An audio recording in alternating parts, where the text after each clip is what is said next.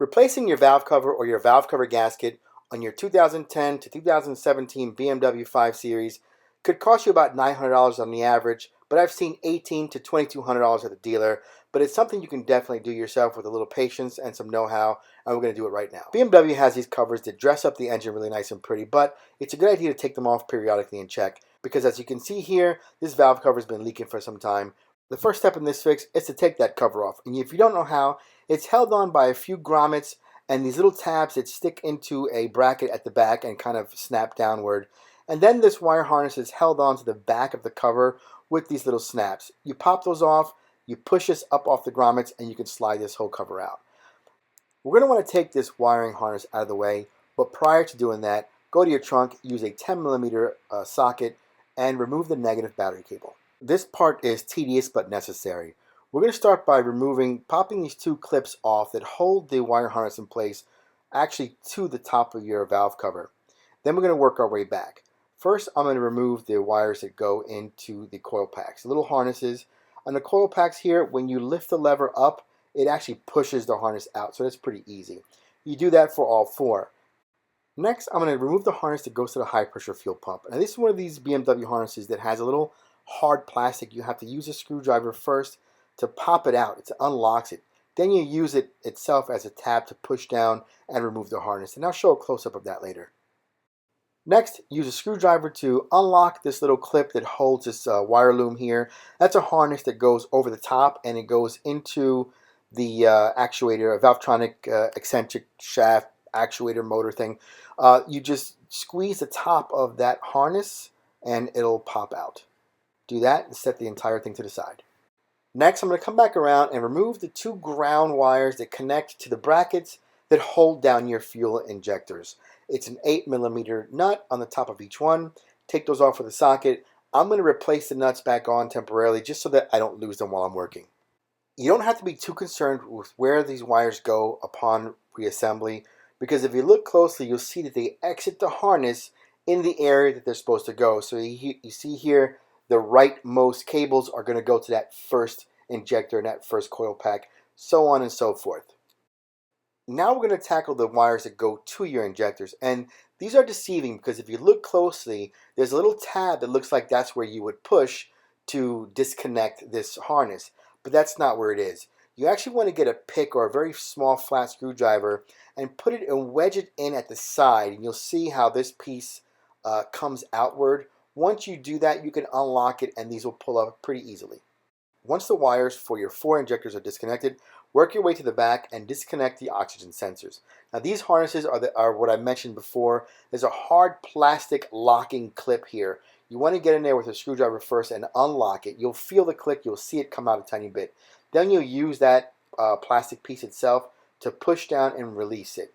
These harnesses are in metal brackets, and it makes it hard to get some leverage. What I found easiest was to actually remove them from the metal bracket themselves and either get both my hands in there to spread them apart or to use the bracket kind of like for some leverage itself and able to pull up on it.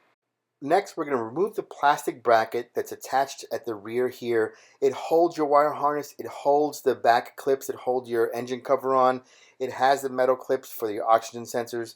There are three small E-Torx screws that hold that in. If you don't have a set of E-Torx sockets, I'll put a link below to them. You will need them to do any kind of work on a BMW. The two screws that are on top are very easy to get to.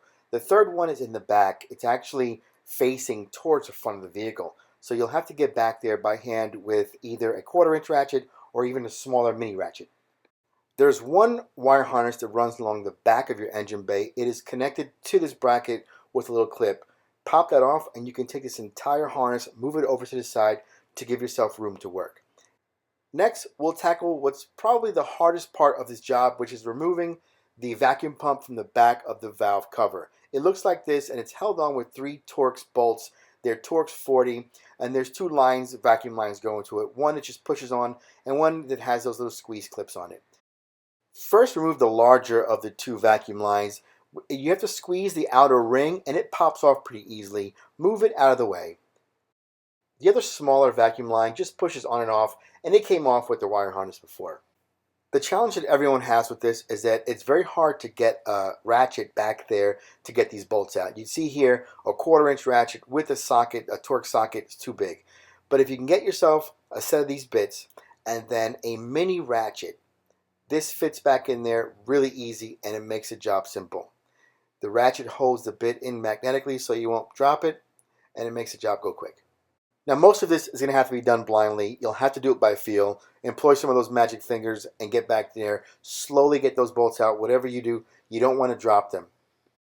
The next part is critical. Once those 3 bolts are out, you want to remove the pump as evenly and as straight back as possible. You want to avoid spinning it or turning it because it connects to the exhaust camshaft. And if we spin that, then when it's time to reassemble, it makes it a lot more difficult to line up and get it connected. Before I go any further, I want to clean up as much as I can around the top of this cover here. There's old grime, there's old oil deposits, there's chunk of that baffle material in there, and we don't want to contaminate certainly the inside of your engine or any of your fuel lines. I'm going to do this periodically actually. As I start to disassemble things and have access to more areas, I'm just going to come back and do as much cleaning as I can just to be safe. Next, we'll tackle removing the high pressure fuel pump. It looks like this. You see the bottom almost looks like a thermostat with that spring-loaded portion there. And that sits on top, and that rides on top of the camshaft lobe. And so there's going to be a lot of pressure in there. We have to be careful when we remove this. But we're going to start by using just a wrench, and I think it's 17 millimeters. You're going to break them free. Once you break these lines free, they'll come off easily by hand. The connection to the fuel rail is also 17 millimeter, and once you break that, it'll come off easily by hand as well. With both of those nuts disconnected, you can go ahead and remove this line completely out of the way. Just be careful, there will be fuel in there. Next, remove the nut that holds the fuel line that comes from the back of the vehicle onto this high pressure fuel pump. It's also 17 millimeters. Once you break it, spin it off by hand and set it to the side. There is a harness that plugs into the back of this rail, but it's easier to disconnect it once it's out, so we'll do that first. A 14 millimeter wrench will loosen up the nuts that go to the top of your fuel injectors. Once you break those free, spin them off by hand. Then this rail is held on by 2 clamps that's held on by 4 E-Torx screws. Once you have all of this disconnected, you can pick the rail up and out, and it makes it a lot easier to unplug this harness. Working our way back to this high pressure fuel pump, remember it's spring loaded underneath, and depending on where that camshaft lobe is, it might want to really push up hard. So you want to take both of these bolts off evenly, little by little, flip sides back and forth, and let it come up gradually. Next, remove the 2 E-Torx screws that hold down this gasket for this actuator. Notice my ignition coils are still in, and theoretically you don't have to remove them to do this job. And I'm trying to keep them in, but you'll see later I have to remove it because there's so much grime that I've got to clean out of here. On the front of this valve cover there are 2 Vanos solenoids. We're going to remove them by backing out the 2 Torx screws that hold them each in. There's a wire harness also connected to it. You'll unlock the clip and then pull off and disconnect the plug. Next, we'll loosen the 20 E-Torx bolts that hold the valve cover down. They're all relatively easy to get to, except for numbers 2 and 5 here on this. By the way, this is the chart for your torque sequence. 2 and 5, you'll have to use a swivel, universal, some extensions to get back in there, but they don't present too much of a challenge. Also, don't expect the bolts to come out completely. They sit inside of a sleeve that's kind of attached to the valve cover. With all of the bolts backed out, you should be able to pick this cover up and out. Just check one more time, make sure it's not hanging up on anything, there's no harness in the way that will block you from getting this off. You don't want to bang it around too much as you're taking it off. With the valve cover off, I'm going to quickly inspect my chain, make sure there's not too much slack, and look at the plastic of the guide here, make sure there's nothing broken on it. It looks pretty good, so I'm happy about that. There's a good chance you'll have some varnish, you'll have some dried up oil on these mating surfaces, so it's time to clean this up before we go any further. I'm going to use Scotch-Brite, which is basically a synthetic steel wool. You don't want to use anything harder than that because you don't want to damage these mating surfaces. A little bit of brake clean on the pad itself. I'm not spraying it onto the top of the engine here, just on the pad itself to work my way around all these mating surfaces. Until this cover is ready to go back on, I'm going to protect the engine the best I can to make sure nothing falls in it. First thing I'm going to do is fully inspect this cover for any hairline cracks. They are plastic, and they're prone to cracks, especially in the back left side of this cover. My cover looks good, so I'm going to continue. But you can see this cover here, how this gasket is pretty much flattened out. We're going to remove that large gasket. You'll use a very small flat blade screwdriver or a hook pick to get in there, pry up a little piece of it, and pull the whole thing out. There's two more gaskets for either side of these two banks of cylinders here. You're going to have a seal for your vacuum pump. We're going to pull that out. Then we'll flip it over and remove the gasket for the high pressure fuel pump. Then we're going to clean this up the best we can. I'm going to use a solvent. It's probably going to discolor the inside a little bit, but it's okay. It's not too harsh. If you want to take your time, soap and water is the best thing. Next, we'll install the new gaskets. Before I go any further, I'm going to fully inspect the gasket itself, just in case for some reason there's some sort of damage that happened, it came defective. You don't want to do all this work to find out that there's a break in this rubber. On the gasket itself, there'll be a few flat little pieces, almost like tabs, and they're designed to help you orient the gasket in the correct place because there's a corresponding flat piece on the underside of this cover. I find it much better, much easier to just start with the circular portions of the gasket because you know that they're going to be in the right place and then work your way around from there. If you start with the tab where you're supposed to, you might end up pulling too much on the gasket and then having too much slack in certain areas, and you don't want that. Install the two smaller rectangular gaskets for these two banks of cylinders here. Double check, triple check that your gaskets all the way around are fully seated into this channel. After that, replace the O-ring right here in this vent. One will come with your kit. Then you're going to just push in the seal for your vacuum pump. Clean it off a little bit, but it just pushes right in. With those gaskets in place, we can get this cover back on. You want to put it down as carefully as possible, trying not to nick any part of that gasket and risk knocking it out of place. Move everything you can out of the way to bring this down evenly against the mating surface. Once that's down, start hand tightening some of the bolts. It's a good idea to spin the bolts counterclockwise to feel the threads go past each other. Then you go back clockwise and you know you won't cross thread. We'll tighten them all down loosely and then we'll come back with a torque wrench. Next, set your torque wrench to 9 Newton meters or 6.6 foot-pounds and follow this guide here. It looks crazy, but that's what it calls for, and these are not one of the kind of things you want to mess with. After all 20 bolts have been torqued down and double-checked, reinstall your Vanos solenoids. The gaskets are sometimes hard to get. Mine were on back order right now, so I'm just going to reinstall the old ones until the new ones come in, but they're very easy to take in and out. I'm going to clean it up a little bit the best I can, reinstall these. There are 2 coarse thread E-Torx screws for each one, and then you want to plug the harness back in and make sure that that locking clip is pushed in. After that, reinstall the hose that goes to this vent, making sure that those tabs click and it locks in. Next, we'll tackle this vacuum pump. Again, be delicate. You want to have this coming in as evenly and as straight in as possible so that we don't disturb that section that's in the middle. If it doesn't line up with that exhaust crankshaft, you'll have to spin it a little bit to get it to match up. But you'll feel the entire unit pop in and stick into, almost like click into the back of the motor. You'll see here these raised sleeves where the 3 bolts go through. They'll fit into corresponding holes on the back of this motor, and you'll know that you're seated well. Once you do that, thread the 3 Torx bolts in by hand and then tighten them down with your mini ratchet. There's a little tab that holds a bracket for a wire loom right back here, and it's going to pop off when you originally take this vacuum unit out. So reach back there and stick it back in. Is it necessary? No. Is it the right thing? Yes. Then you're going to want to come back and connect that main vacuum line, fully seating that quick connect portion. Listen for the click and you know that it's connected well.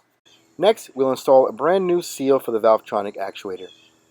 You're going to want to lube this up a tiny bit on the inside just to help it slide down. And they're held down by those 2 E-Torx screws we took out. They're coarse thread because they just go into plastic, so use caution not to over tighten them. Just get them snug. Moving on to the fuel rail, what's crucial about this is making sure that each of these lines are seated properly into the top of your injectors. It's a flange and it has to sit square and perfectly straight down onto the opposite end. So you want to leave a little bit of wiggle room with the entire rail as you put these in. Snug them in by hand, make sure they're square. I'm even going to wiggle this fuel rail a tiny bit to make sure that they're fully flat down against the opposing end. Once I have them snug by hand, I'm going to come up top and clamp this fuel rail down with the 2 little kind of like C-clamps that hold it down. They're coarse E-Torx bolts that push that down and squeeze it. Once you have that done, you can come in and torque down these fittings. With the rail fully tightened down, come back in and torque down the connections to your injectors. This is 30 Newton meters, and you'll need a crow's foot to do that properly. Next, install a new gasket for the high pressure fuel pump. Make sure it's fully seated in the channel that surrounds it. Another critical part is the installation of the high pressure fuel pump. Depending on where that lobe is, you may have to compress this spring a good amount. So you don't want to put in the bolts one side then the other fully down. You want to gradually torque them down one side to the other, back and forth, to slowly compress that spring as evenly as possible. And this is going to get torqued down to 12 Newton meters or 8.8 foot-pounds. Also very important here is to use brand new bolts. These bolts are torqued to yield, and they only want you to use them once. Additionally, there is a thread sealant on them that you want to make sure you have new sealant when you're putting this back on. Moving on to your fuel lines, there's a small rubber mount that sticks into a slot in the back of your valve cover and that holds both your fuel lines. You'll want to put that in now as you go along, because if you put your fuel lines in first, you won't be able to get this rubber piece in. I found it easiest to put your hand around back, get the bottom groove of this rubber holder, connect it to your fuel line that comes from the rear of the vehicle, and then you could kind of like cant it and get it into the top of this valve cover. Now that's in place. Work your way over to the fuel pump. Make sure this fuel line, this is the one that comes from the rear of the vehicle, make sure that it's the flange part is flush and square and perfectly seated on the opposing end. And then take this nut here, I like to go counterclockwise to feel the threads go past each other. Then I can try to tighten it. I'm going to make sure I don't cross thread this. This gets tightened down to 30 Newton meters. Now go ahead and get the other fuel line and connect it. It fits like a puzzle, so it should go in kind of easy. Just make sure that these flanges are perfectly seated, nice and square up against the opposing ends. The nuts counterclockwise first to feel the threads go past themselves, and then tighten it so you don't cross thread. This gets tightened down to 30 Newton meters, and then the back of this, in the back here, that little rubber piece, just snap this line into that holder. Next, we'll start reassembling this wire harness, and you're just going to do this in the reverse order that you did when you took it apart. One mistake I made here was I elected not to put this vacuum line back in just yet. Do that first, because it will get harder once this bracket for the wire harness is in to get your hands back there. It's doable, but it's easier to do this part first. But I found it easy to get this harness back into place by screwing that bracket in the back, and by clipping in the plastic rail that runs along the bottom side of the valve cover. That just gets everything into the right area, and then you can start reconnecting stuff. Keep in mind that as you put this back together, the position in which the wires come out of the harness or about this plastic rail is where they're going to end up. So you'll see that your wires that go to the first cylinder are all the way to the right, and so on and so forth. So what you're going to be connecting here are the injector wires. That's 4 of them. There's 2 ground wires that are held on by 8mm nuts on both sides. Then when you put your coil packs back in, you have your harness that goes for your spark plugs. Something to note, there is a proper orientation for these coil packs here. And you see like the little rubber, almost like a triangular piece, and it fits into a corresponding groove that's in the top of the motor here. And that just sets you up in the proper position to receive the wire harness. You push that in, and as you clip this little swivel down, it locks it into place. Go ahead and grab that wire loom, that harness that we put to the side earlier, swing it back over the top of the engine, clip it into the plastic holder that's at the top, and then reconnect this Valvetronic actuator connection, making sure it fully seats and you hear the click. Next, work your way to the back of the engine to reconnect your 2 oxygen sensors. When you put them in, you can't screw that up. They're keyed. One is actually black and one is actually yellow on the inside. Fully seat them, make sure that they click, and then lock in the hard plastic tab that keeps it secure. Once you do that, pop them both back into these metal brackets. Reconnect the harness that plugs into your high pressure fuel pump, seat it fully, and then lock down that plastic hard clip. Once again, this is something you want to do before tackling the wire harness, but since I forgot to do that, I'm going to thread this vacuum line in now, and I'm going to try to reach around and connect it to the back of this vacuum pump. I'm using some long needle nose to get it in there, make sure it fully seats. If this happens to you, use a scope or a camera to get back there and just double check to make sure the vacuum line is fully seated like this. Don't forget the third screw for that bracket that runs along the back here. It's a difficult one that faces towards the front of the vehicle. You'll have to get back there. I found it easy again to use that mini ratchet. With everything reassembled, go ahead and reconnect your negative battery cable and the trunk using a 10mm socket. Come back and start the vehicle and watch the car run for a little bit, paying close attention to especially your injectors, making sure you're not losing any fuel from anywhere. To finish up, we'll put the cover back on. These grommets sometimes pop out of their holders and remain on the valve cover. If that's the case, just pop it off by hand. You want to squeeze it a little bit and you can get it right back into this little slot. To put the cover back in, you come in on an angle using the tabs that are in the back of the cover. They fit into little grommets that are on this bracket that's in the rear. And then you just cant it down and push down and those grommets will snap onto the little balls that are on your valve cover.